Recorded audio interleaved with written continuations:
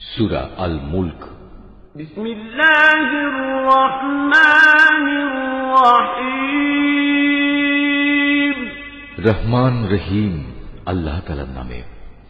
তাবারাকাল্লাযী বিয়াদিহিল মুলকু ওয়া হুয়া আলা কুল্লি শাইইন কাদির।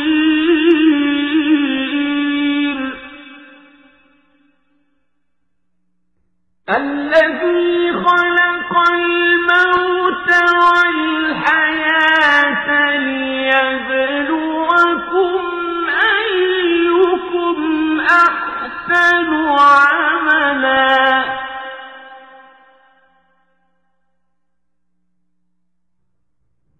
وهو العزيز الغفور.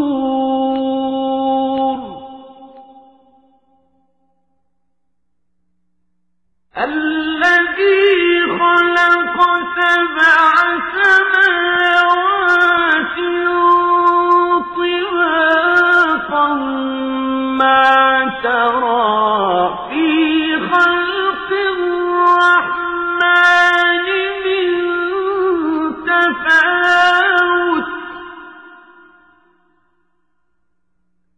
فارجع البصر هل ترى من فطور. কত মহান সেই পূর্ণময় সত্তা, যার হাতে রয়েছে আসমান জমিনের যাবতীয় সার্বভৌমত্ব। এ সৃষ্টি জগতের সব কিছুর উপর তিনি একক ক্ষমতাবান, যিনি জন্ম ও মৃত্যু বানিয়েছেন যাতে করে এর দ্বারা তিনি তোমাদের যাচাই করে নিতে পারেন কর্মক্ষেত্রে কে এখানে তোমাদের মধ্যে বেশি ভালো। তিনি সর্বশক্তিমান, তিনি অসীম ক্ষমাশীল। তিনি 7 মজবুত আসমান বানিয়েছেন, পর্যায়ক্রমে একটার উপর আরেকটা তিনি স্থাপন করেছেন। অসীম দয়ালু আল্লাহ তাআলার এই নিপুণ সৃষ্টির কোথাও কোনো খুঁত তুমি দেখতে পাবে না। আবার তাকিয়ে দেখো তো, কোথাও কি তুমি কোন রকম অসঙ্গতি কিংবা ফাটল দেখতে পাও?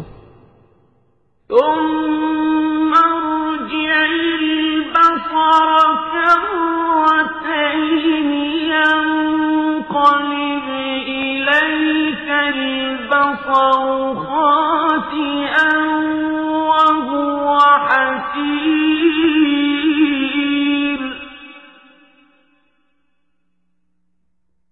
ولقد زينا السماء الدنيا بمصابيح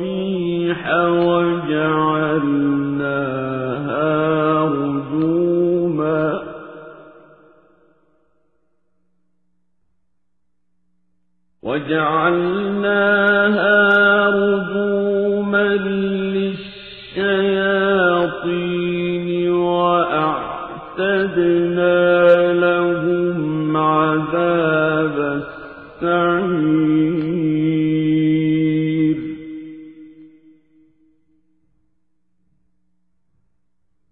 وللذين كفروا بربهم عذاب جهنم وبئس المصير.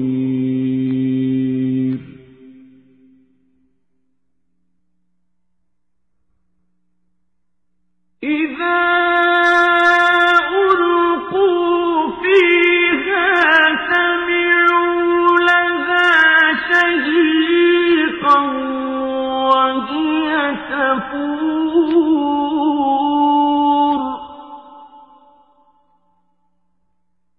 تكاد تميز من الغيظ كلما ألقي فيها فوج سألهم خزنتها ألم يأتكم نذير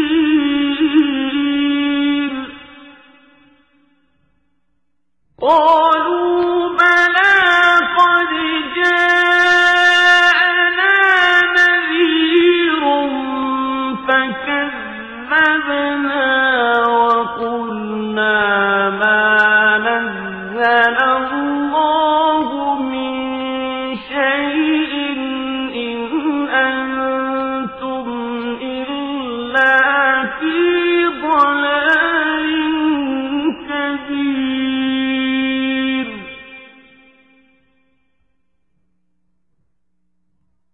وقالوا لو كنا نسمع أو نعقل ما كنا في أصحاب السعير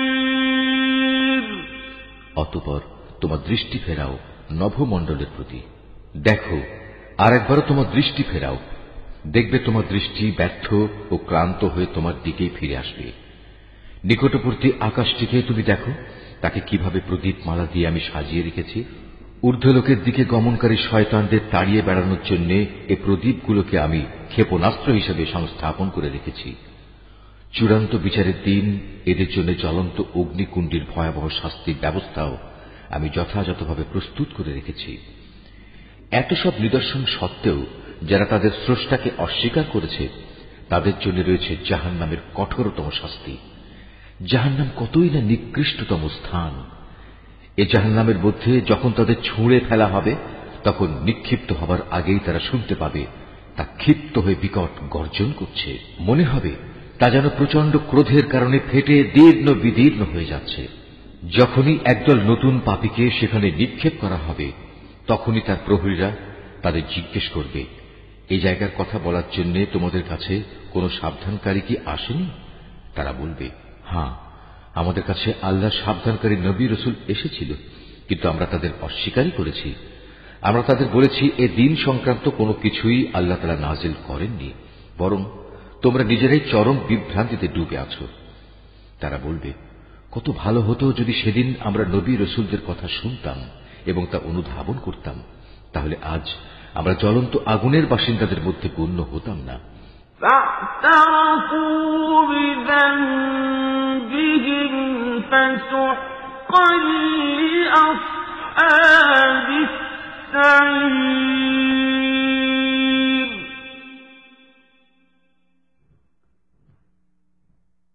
إن الذين يخشون ربهم بالغيب لهم مغفرة وأجر كبير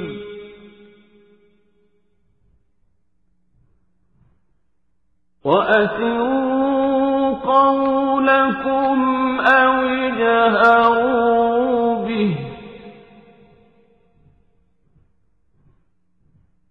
إنه عليم بذات الصدور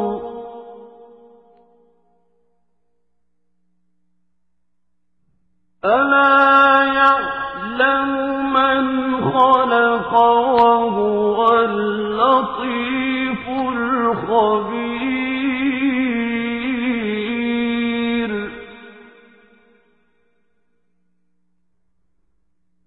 هو الذي جعل لكم الأرض ذلولا فامشوا في مناكبها وكلوا من رزقه وإليه النشور أأمنتم من في السماء أن يخسف بكم الأرض فإذا هي تمور অতঃপর তারা নিজেরাই নিজেদের যাবতীয় অপরাধ স্বীকার করে নেবে। ধিক্কার জাহান্নামের অধিবাসীদের উপর। অপরদিকে সেসব সৌভাগ্যবান মানুষ যারা নিজেরা চোখে না দেখেও তাদের সৃষ্টিকর্তাকে ভয় করেছে, নিঃসন্দেহে তাদের জন্য রয়েছে আল্লাহ তাআলার পক্ষ থেকে ক্ষমা ও মহাপুরস্কার। তোমরা তোমাদের কথাবার্তাগুলো লুকিয়ে রাখো কিংবা তা প্রকাশ করো, আল্লাহর কাছে এর উভয়টাই সমান, কারণ তিনি মনের ভেতর লুকিয়ে রাখার বিষয় সম্পর্কেও সম্মুখ ওয়াকিবহাল।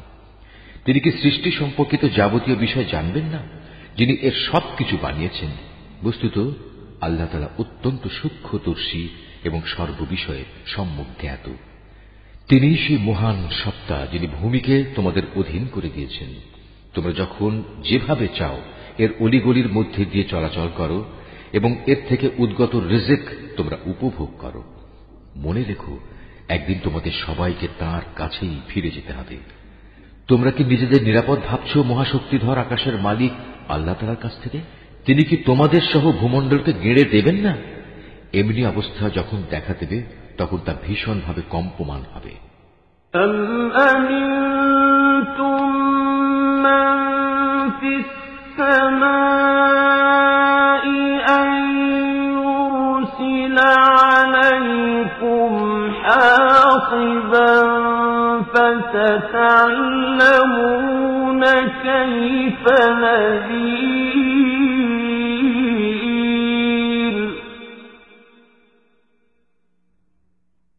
وَلَقَدْ كَذَّبَ الَّذِينَ مِنْ قَبْلِهِمْ فَكَيْفَ كَانَ نَكِيرِ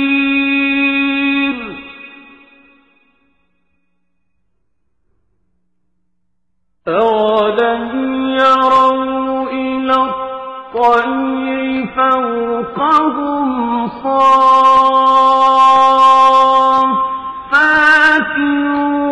وَيَقْبِضْنَ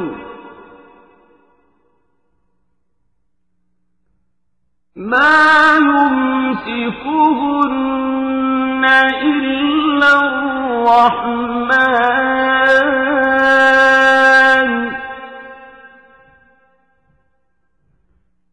إِنَّهُ بِكُلِّ شَيْءٍ بَصِيرٌ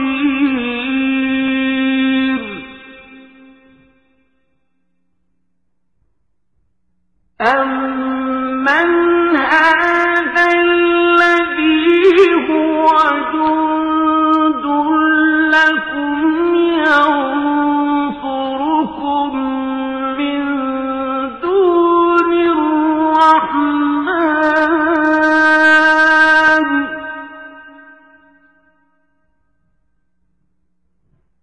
إِنِ الْكَافِرُونَ إِلَّا فِي غُرُورٍ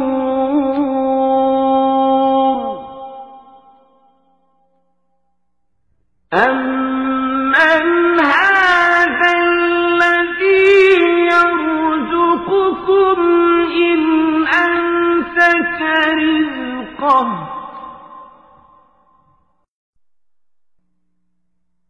بَل لَّجُّوا فِي عُتُوٍّ وَنُفُورٍ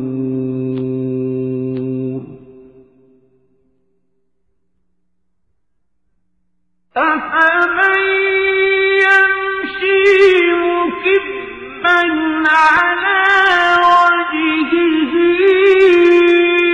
أَهْدَىٰ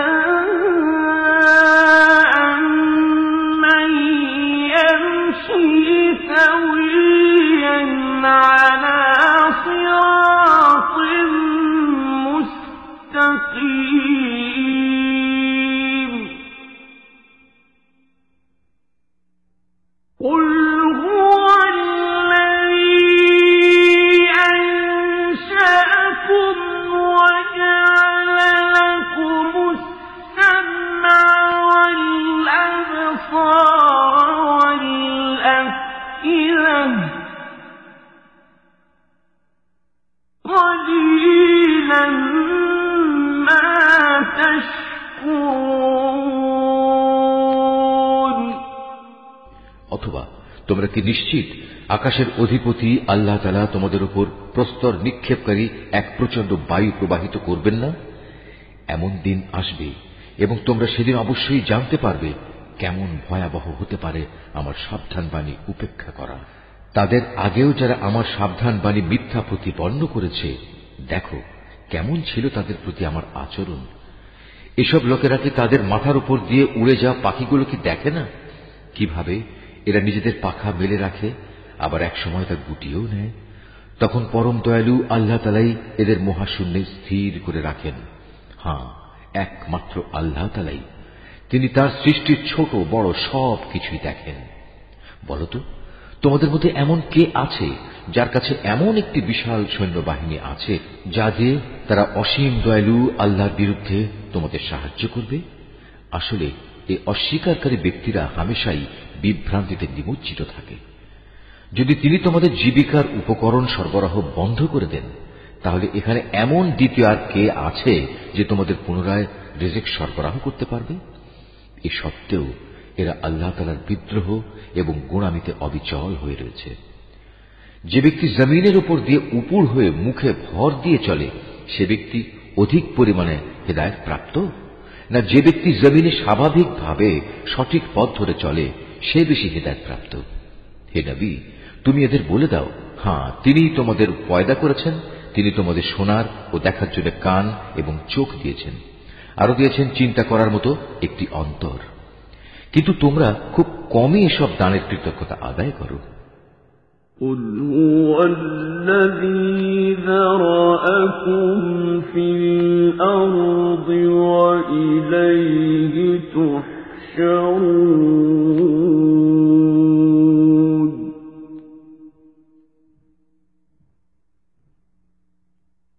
وَيَقُولُونَ مَتَى هَذَا الْوَعْدُ إِن كُنتُمْ صَادِقِينَ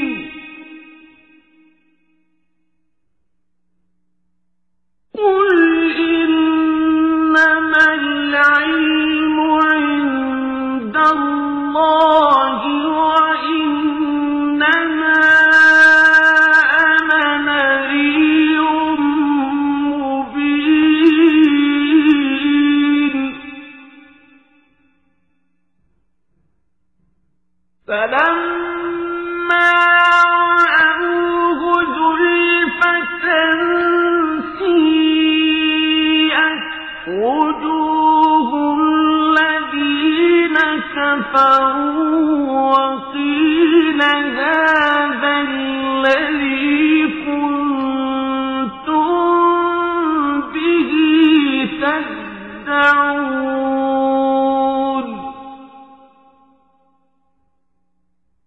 قُلْ أَرَأَيْتُمْ إِنْ أَهْلَكَنِيَ اللَّهُ وَمَن مَّعِيَ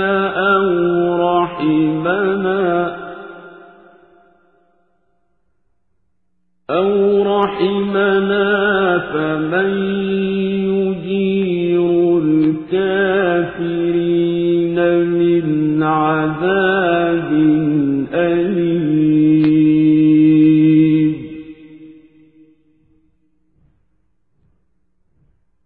قُلْ هُوَ الرَّحْمَنُ آمَنَّا بِهِ وَعَلَيْهِ تَوَكَّلْنَا فَسَتَعْلَمُونَ مَنْ هُوَ فِي ضَلَالٍ مُبِينٍ قُلْ أَرَأَيْتُمْ إِنْ أَصْبَحَ مَاؤُكُمْ غَوْرًا فَمَن يَأْتِيكُم بِمَاءٍ مَّعِينٍ এদের আরো বলো, তিনি এ ভূখণ্ডে তোমাদের সর্বত্র ছড়িয়ে রেখেছেন, আবার একদিন চারদিক থেকে তাঁরই সম্মুখে তোমাদের সবাইকে জড়ো করা হবে। তারা বলে, তোমরা যদি সত্যবাদী হয়ে থাকো তাহলে বলো কবে তা সংঘটিত হবে? তুমি এদের বলো, এ তথ্য তো একমাত্র আল্লাহ তাআলার কাছেই রয়েছে, আমি তো একজন সুস্পষ্ট সাবধানকারী মাত্র। যখন সত্যি সত্যি এ প্রতিশ্রুতিটি তারা সংঘটিত হতে দেখবে যারা দুনিয়ার জীবনে অস্বীকার করেছিল, তখন তাদের সবার মুখমণ্ডল বিকৃত হয়ে যাবে, তাদের তখন বলা হবে, এ হচ্ছে সেই মহাধ্বংস যাকে তোমরা চ্যালেঞ্জ করতে। তুমি বলো, তোমরা কি একথা ভেবে দেখেছ, আল্লাহ তাআলা যদি আমাকে এবং আমার সঙ্গী সাথীদের ধ্বংস করে দেন, কিংবা ধ্বংস না করে তিনি যদি আমাদের উপর দয়া প্রদর্শন করেন, সবই হবে তাঁর ইচ্ছাধীন। কিন্তু আল্লাহ তাআলাকে যারা অস্বীকার করেছে, তাদের প্রতিশ্রুত কিয়ামতের দিন এ ভয়াবহ আযাব থেকে কে বাঁচাবে? তুমি এদের বলো, হ্যাঁ, সেদিন বাঁচাতে পারেন একমাত্র দয়াময় আল্লাহ তাআলাই। তার উপর আমরা ঈমান এনেছি এবং আমরা তাঁর উপরই নির্ভর করেছি। হ্যাঁ, অচিরেই তোমরা জানতে পারবে আমাদের মধ্যে কে সুস্পষ্ট গুমরাহির মাঝে নিমজ্জিত ছিল। হে নবী, তুমি এদের জিজ্ঞেস করো, তোমরা কি ভেবে দেখেছ, তোমাদের জমিনের বুকে অবস্থিত পানি যদি কখনো উধাও হয়ে যায়, তাহলে কে তোমাদের জন্য এ পানির প্রবাহ ধারা পুনরায় বের করে আনবে?